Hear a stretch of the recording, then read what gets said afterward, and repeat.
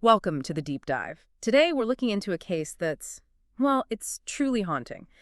The 1959 Walker family murders in Osprey, Florida. Right. We've been digging through the available reports, the old investigation files, Hmm. trying to piece together what happened. And our goal here is really just to unpack it, see what the records say, what the investigators thought, and maybe understand why it's still unsolved after, what, over 60 years? It's a tough one. The sheer brutality happening to a seemingly normal, happy family, it leaves a mark. Yeah, the victims.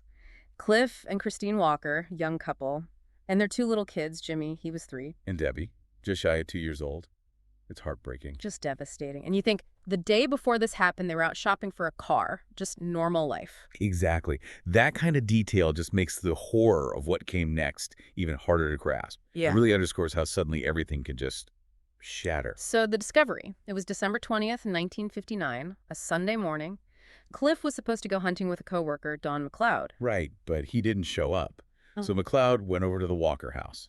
And what he found, it's almost unimaginable. Christine was right there in the doorway, between rooms, already gone. And inside, in the living room, Cliff and little Jimmy, also murdered. Then the worst discovery, perhaps, finding Debbie in the bathtub. It's good.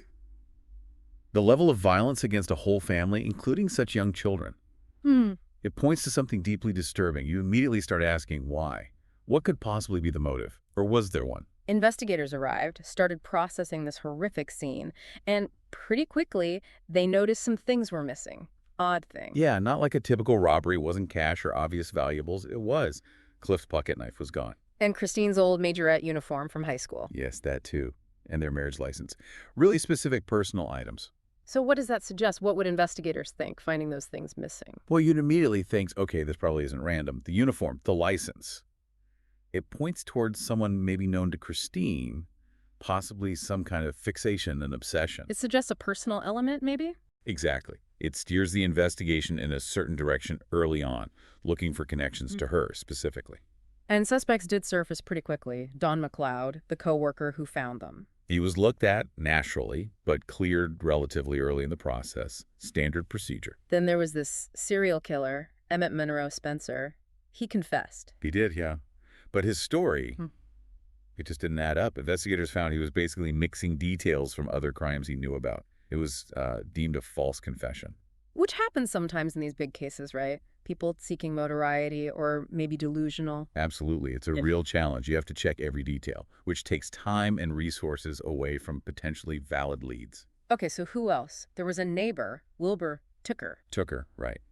He had a history. Reports of him harassing Christine before the murders. That definitely raises a flag. Did he have an alibi? Partially. He could account for some of his time that day, but there was a gap. A crucial period of like 4 or 5 hours where his whereabouts weren't confirmed. But he didn't have any marks on him. No signs of a struggle the next day. Apparently not. No visible injuries.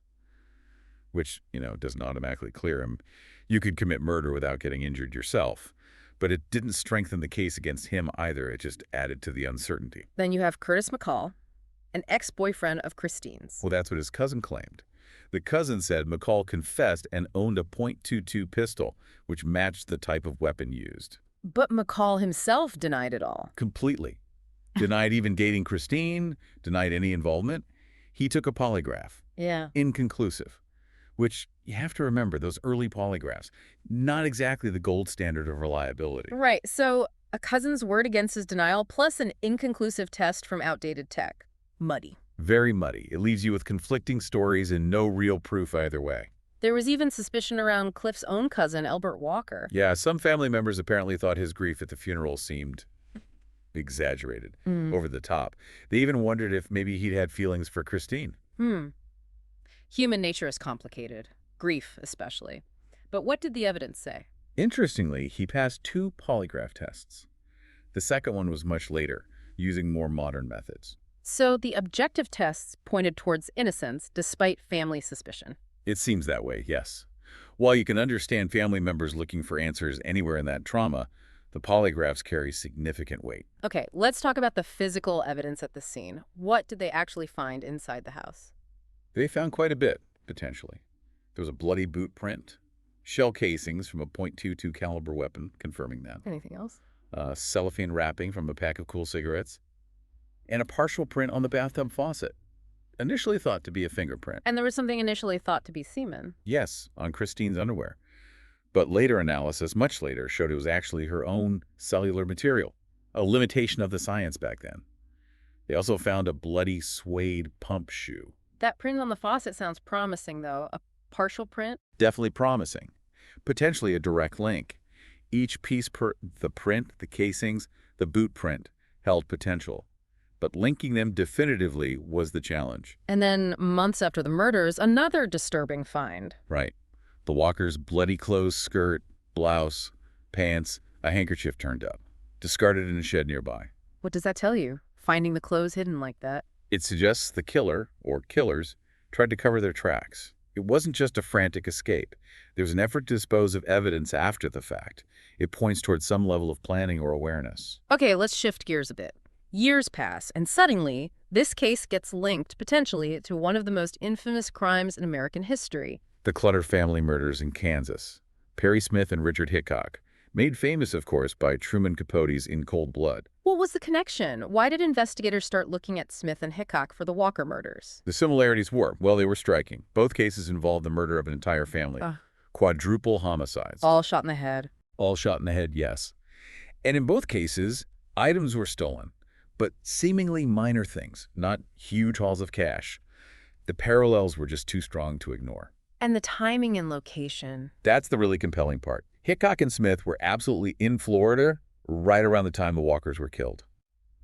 December 1959. Driving a stolen car. A stolen '56 Chevy Bel Air, which, almost unbelievably, was the exact make and model the Walkers had been looking at buying the day before they died. Wow.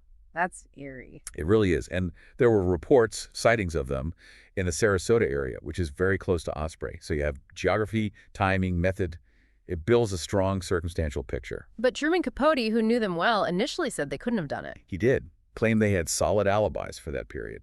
But later on, people looking back at records, witness statements, found inconsistencies. Things didn't quite line up with Capote's account.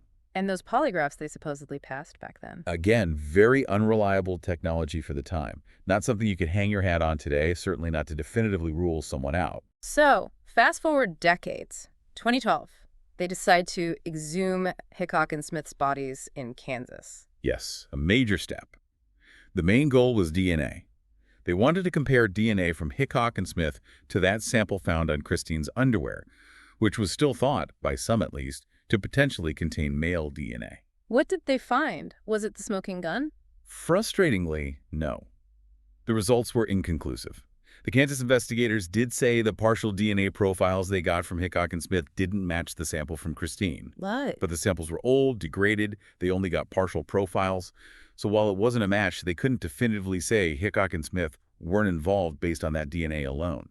Didn't prove anything either way, really. Another dead end, sort of. Or at least not the clear answer everyone hoped for. And there were those items found on Hickok and Smith when they were caught for the Clutter murders. A pocket knife like Cliff. Right, a pocket knife, a toddler's shirt, a pink jacket, all things that could have belonged to the Walkers. But never confirmed. Never confirmed. Just more tantalizing pieces that fit the narrative, but lacked solid proof. Circumstantial, again. And then there's this almost unbelievable detail about palm prints. Ah, yes. The FBI, for reasons unclear, had destroyed the palm print records they had for Hickok and Smith. Which became incredibly relevant later. Exactly, because that print on the Walker's bathroom faucet, the one originally thought to be a fingerprint that didn't match them, turned out it was actually a partial palm print. So the very records that might have matched that print were gone. Gone. A huge potential lead, lost forever. It's a reminder of how critical evidence preservation is, especially when cases go cold for so long. You never know what future tech might unlock. Okay, bringing it closer to the present day, 2019. More DNA testing on that stain from Christine's underwear using newer methods. Yes, and this time the analysis revealed it was a mixed DNA profile. It contained DNA from both a male and a female. But still no ID. No specific individual could be identified. Mixed samples are tough. You have genetic material from more than one person jumbled together. Separating them out clearly, especially after decades, is incredibly challenging. Did this finding circle back to any earlier suspects, like the neighbor, Tooker? It did bring Tooker back into focus, yes. They had DNA samples from his descendants. And while the mixed profile wasn't a direct match to him, They couldn't rule him out. exactly, they couldn't exclude him as a potential contributor to that male portion of the mixed sample. Given his history and proximity, he remained, and likely remains, a person of interest, but still no definitive link. Which leads us to 2023 and a really significant move, exhuming the Walker family themselves. A very big decision, yes, not taken lightly. What were they hoping to achieve with that? Several things. One was using modern CT scanning on the remains to get a much clearer picture of the injuries, the trauma they suffered. Maybe learn something new about the sequence of events or the force used. And the DNA aspect. That was key. The hope was to finally separate out Christine's and Cliff's DNA definitively from that mixed sample on her underwear.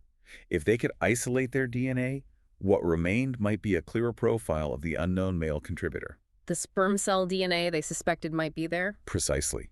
If they could get a clean profile of just that male DNA, Then what? then you potentially open the door to genetic genealogy, uploading that profile to public ancestry databases like 23andMe or Ancestry DNA, not necessarily looking for the killer himself, but for relatives. And work backwards through family trees. Exactly. It's how several cold cases have been cracked recently, like that Montana case from 1956 solved in 2021.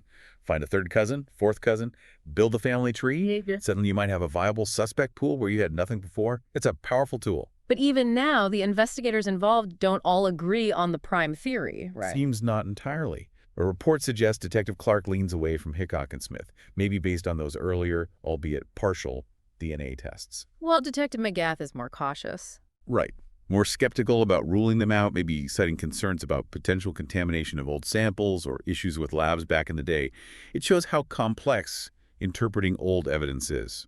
There's room for different interpretations. It's just staggering to think that over the years, they've investigated, what was the number? 587. 587 potential suspects have been looked into over the decades for this case. That number alone just shows the sheer scale of the effort and the frustration, I imagine. Absolutely. It speaks volumes about the dedication, but also about how elusive the truth has been despite looking in so many directions. And through it all, Christine's brother, Pat Myers, he's never given up. No, his commitment has been incredible, fighting for answers for his sister, his niece, his nephew, his brother-in-law for 60-plus years. Keeping the case alive, it's a testament to, well, to family and the need for closure. So here we stand, over 6 decades on, the Walker family murders, still an open case, still unsolved. The hope really does lie with these newer forensic techniques now. Genetic genealogy, maybe advancements we haven't even seen yet. That's where the potential breakthrough might finally come from. As we wrap up this deep dive, it really leaves you with this chilling picture. A brutal crime, no clear reason why, and a mystery that just endures, despite everything. It's a stark reminder, isn't it? How fragile life is and how long the shadow of unsolved violence can stretch. The lack of answers for the family, for the community. It's a heavy burden. And it makes you think, doesn't it? About crime, about memory, about how something so horrific can remain so unclear for so long. What does that say? And you consider the impact, all that potentially lost or contaminated evidence over the years, how much that hampers the search for justice in cases like this. It's a deeply unsettling thought to leave you with.